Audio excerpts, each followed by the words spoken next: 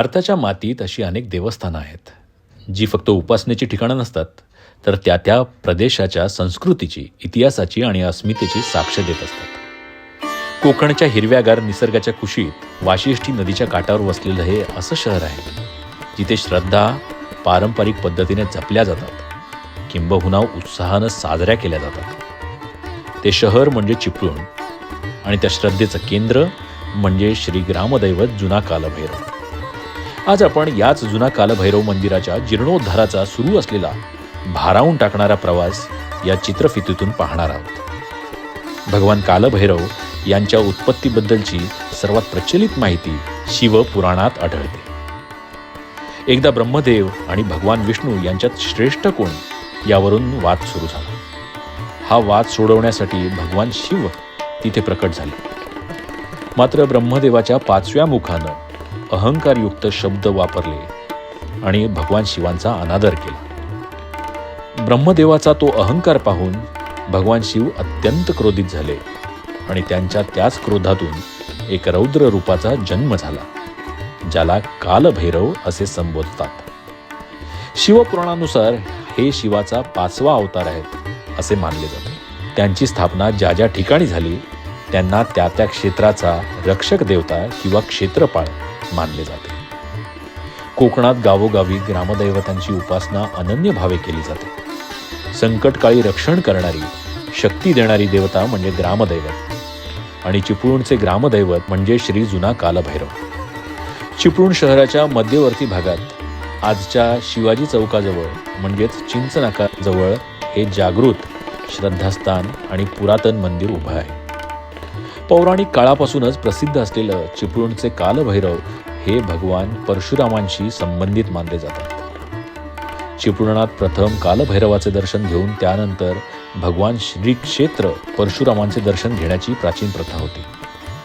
कालभैरव किंवा भैरी हे महादेवाच्या भूतगणांचे नायक आणि चिपळूण क्षेत्राचे अधिपती आणि राखणदार आहेत. अगदी चिपळूण जवळच्या दळवटणे गावी हिंदवी स्वराज्याचे सैन्य दल असताना श्री जुना कालभैरवाचे दर्शन श्री छत्रपती शिवाजी महाराज यांनी जवळच असलेल्या श्री रामतीर्थ तलावात स्नान करून घेतल्याचा ऐतिहासिक संदर्भ सापडतो.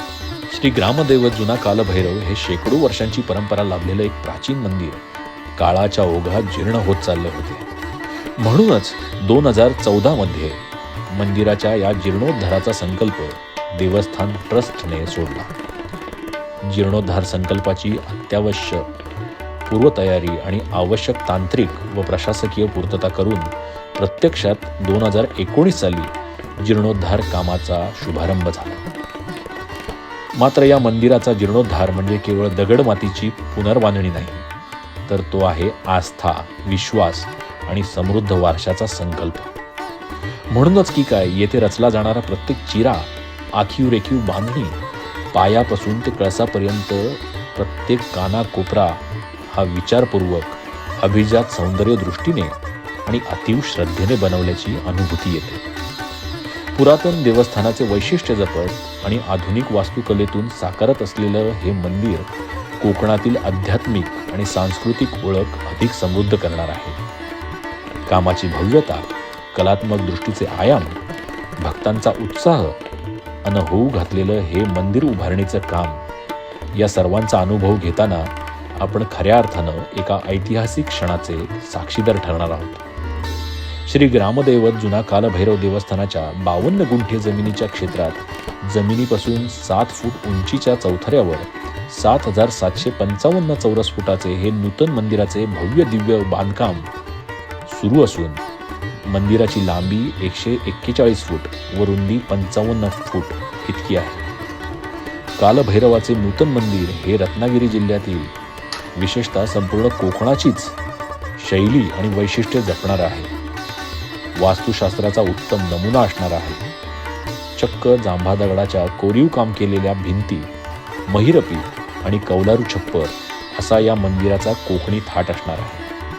आणि विशेष म्हणजे हे मंदिर उभे करत असताना जुन्या पुरातन मंदिराच्या मूळ स्वरूपाचा आणि अत्याधुनिकतेचा सुरेख असा संगम साधून मंदिराच्या पावित्र्याला कुठेही धक्का लागणार नाही याची काळजी घेतली आहे.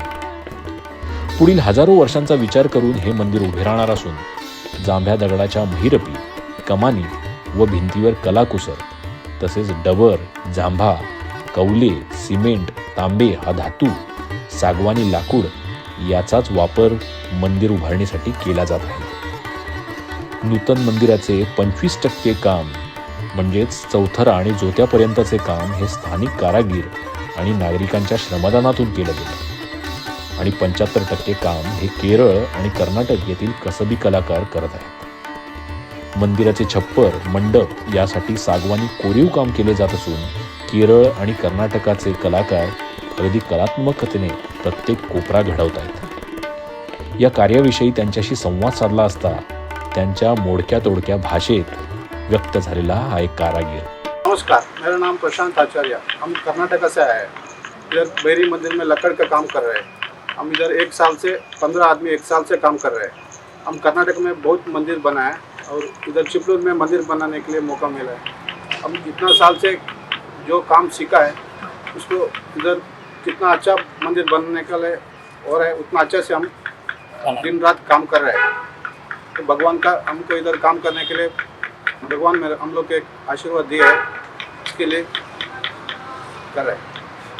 मंदिराची रचना ही 5 मुख्य भागात मांडली असून गाभारा, सभामंडप, द्वारमंडप, प्रदक्षिणा मार्ग आणि पायऱ्या असे विभाग आहेत. या मंदिराची खासियत म्हणजे छतासाठी कोणत्याही प्रकारचा स्लॅब किंवा कॉन्क्रिटीकरण न करता परंपरागत द्विपाकी कौलारू रचना जपली आहे. त्यावर सिरॅमिक प्रकारची कौले लावली गेली आहेत. श्रींच्या गाभाऱ्यावरही कळस हा चौसोपी म्हणजेच श्रीयंत्र त्रिस्तरीय म्हणजे पिरॅमिडच्या आकाराच्या तांब्याच्या कौलारू छपरांचा आहे. या छपरांच्या सभोवताल पानपट्ट्या या नक्षीदार तांब्या पितळेच्या आहेत. गाभाऱ्यावरील कळस हे ऊर्जा स्रोताचे केंद्रबिंदू मानले जाते. म्हणूनच हे कळस वजा छप्पर वैज्ञानिक, सौंदर्य आणि भव्यतेच्या दृष्टीने तांब्याच्या धातूने मडवले गेले आहे. सूर्यकिरण पडल्यावर हा कळस अगदी बर्फाच्छादित कैलास पर्वताप्रमाणे तांबूस रंगाने झळकतो. खास ताशीव सागवानी लाकडांपासून देवालयाचा रंगमंडप, द्वारमंडप घडवण्यात येत असून अगदी परंपरागत अभ्यासपूर्ण पद्धतीने आपल्या संस्कृतीचा वारसा जपत खास राशीचक्रातील 12 राशी, 16 हत्ती, 16 गंधर्व आणि 16 विविध पारंपरिक वाद्य वाजवणारे नृत्य कलाकार आणि नृत्यांगना यांच्या काष्ठमूर्ती, पद्मकमळ, फलपुष्प घेऊन दर्शनाला आलेले शिवगण, कीर्तिमुख, गजकेसरी आणि स्थानिक पशुपक्षी आणि अलंकारिक चित्रविन्यासा हाताने कोरण्यात येत आहेत.